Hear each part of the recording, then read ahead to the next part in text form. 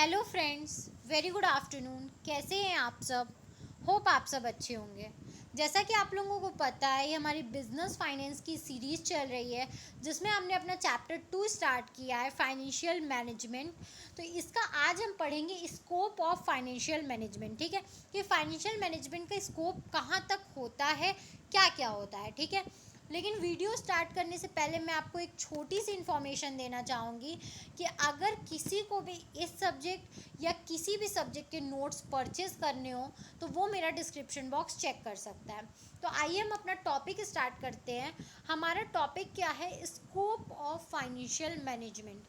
The scope and function of financial management is classified in two categories. ठीक है, जो भी स्कोप्स या फंक्शन होते हैं फाइनेंशियल मैनेजमेंट के, उसको दो वेज में, ठीक है, टू कैटेगरीज में क्लासिफाई किया गया है, मतलब बाइफरकेट किया गया है इसको टू पार्ट्स में। ठीक है, पहला क्या है? ट्रेडिशनल अप्रोच, एंड दूसरा क्या है? Modern approach. ठीक है, तो हम अपने इस वीडियो में ट्रेडिशनल अप्रोच के बारे में ओवरऑल जानेंगे कि ट्रेडिशनल अप्रोच क्या होता है।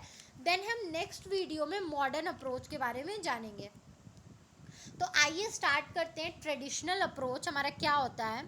तो according to this approach, the scope of the finance function is restricted to procurement of fund by corporate enterprise to meet their financial needs. ठीक है, इस अप्रोच के अकॉर्डिंग क्या होता है कि एक फाइनेंस फंक्शन का काम वहीं तक होता है, कहाँ तक रिस्ट्रिक्टेड बताया गया है कि आप क्या कर रहे हो कॉरपोरेट इंटरप्राइज से। ठीक है, कॉरपोरेट का मतलब जान रहे हो कि आप कॉरपोरेट इंटरप्राइज से अपने फंड्स को कैसे प्रोक्योर कर रहे हो ताकि आप अपनी फाइनेंशियल नीड्स को पूरा कर सको। ठीक है, मतलब आप एक कॉरपोरेट इंटरप्राइज से किस तरीके से फंड प्रोक्योर कर रहे हो। प्रोक्योर का मतलब आप लोग जानते हो ना, वसूल करना। ठीक है, ताकि आप अपने जितने भी फाइनेंशियल नीड्स हैं उन सबको पूरा कर सको। ठीक है, कितने फंड्स ले रहे हो, कैसे ले रहे हो। ठीक है, the term procure refers to raising of funds externally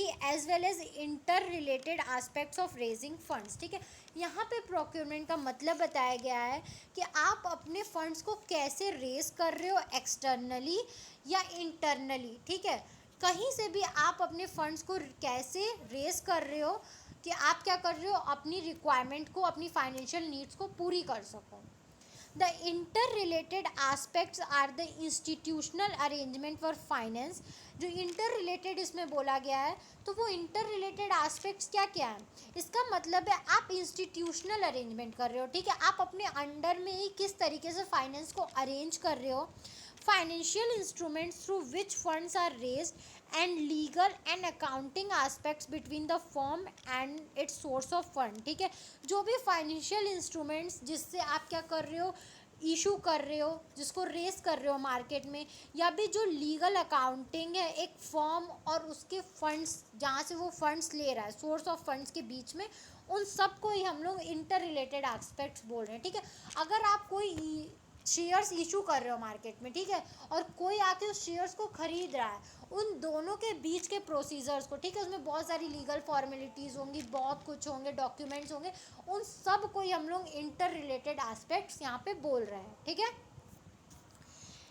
फिर है in traditional approach the resources could be raised from the combination of available sources. ठीक है, ट्रेडिशनल अप्रोच में क्या होता है, इसमें बोला जाता है कि आप क्या कर रहे हो, आप fund, the resource could be raised, जो भी मतलब आप फंड या आपके जो भी रिसोर्स हैं, आप जितनी अवेलेबल सोर्सेज हैं उन सब में से थोड़ा थोड़ा मिला के रेस करिए। ठीक है, सिर्फ इक्विटी से ही नहीं, सिर्फ प्रेफरेंस से ही नहीं, सिर्फ ओनर्स फंड ही नहीं, सिर्फ बोरो, सिर्फ वर्ड नहीं होता, आप सब का कॉम्बिनेशन यूज़ करिए। ठीक है, ट्रेडिशनल अप्रोच में ये बोलता है। ठीक है, हमने ट्रेडिशनल अप्रोच के फीचर्स देख लिए, इसके मेरिट्स भी यही होते हैं। अब हम इसके कुछ लिमिटेशंस देखते हैं। ठीक है, हमारे ट्रेडिशनल अप्रोच के कुछ लिमिटेशंस भी होते हैं।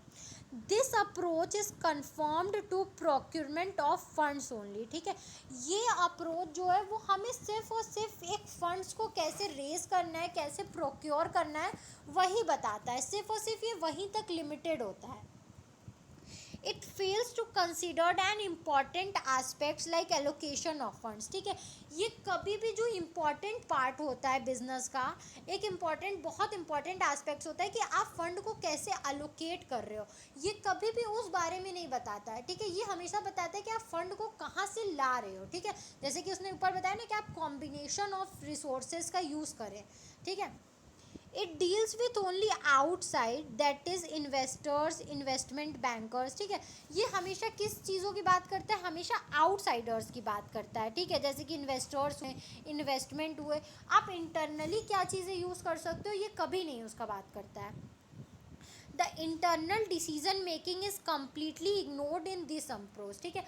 आप फंड तो ले आए, लेकिन इस फंड को लाने के बाद उससे रिलेटेड जो भी डिसीजंस होते हैं उसकी बातें इसमें कभी नहीं हुई है, पूरी तरीके से उसको इग्नोर किया गया है। The traditional approach fails to consider the problem involved in working capital management of fund and fail to make financial decision, ठीक है। ये जो आप क्या कर रहे हो, आप एक टाइम वाला फंड तो लाने का बाद बता दे रहे हो कैसे करना है, लेकिन जो वर्किंग कैपिटल मैनेजमेंट की जो बात होती है उसके लिए जो प्रॉब्लम रेज होती है, ये कभी भी उस प्रॉब्लम को सॉल्व करने में कामयाब नहीं रहा है और हमेशा उस कैटेगरी में ये फेल ही हुआ है, ठीक है। उसका डिसीज़न लेने में ये हमेशा, वर्किंग कैपिटल मैनेजमेंट का डिसीज़न लेने में ये हमेशा फेल हुआ है। तो ये वीडियो हमारी यहीं तक थी। नेक्स्ट वीडियो में हम मॉडर्न अप्रोच पढ़ेंगे। तो आई होप आपको ये वीडियो समझ में आया हो। अगर फिर भी आपको कहीं भी कोई भी प्रॉब्लम है तो आप मुझे कमेंट सेक्शन में कमेंट करके पूछ सकते हैं। Thank you very much for watching my video and do like, subscribe and share my channel. आपको इस सब्जेक्ट या किसी भी सब्जेक्ट के नोट्स परचेस करने हो तो आप मेरा डिस्क्रिप्शन बॉक्स चेक कर सकते हैं, बिकॉज अगर आप नोट्स परचेस कर लेंगे और आपके एग्ज़ाम नियर बाई हैं तो आपको काफ़ी इजी होगा कि आप क्या कर सकते हो, इस नोट्स को पढ़ के अपने एग्ज़ाम को दे सकते हो। ये नोट्स इतने इजी लैंग्वेज में है कि आपको ईजिली समझ में आ जाएगा। अदरवाइज़ आप मेरे वीडियो लेक्चर्स फॉलो कर सकते हो, आपका सिलेबस ऑटोमेटिकली और आपकी नॉलेज दोनों ही बहुत ज़्यादा गेन होगा, आपका नंबर भी गेन होगा। इस बात की श्योरिटी मैं आपको देती हूँ। Thank you very much and do like, subscribe and share my channel if you are new to my channel.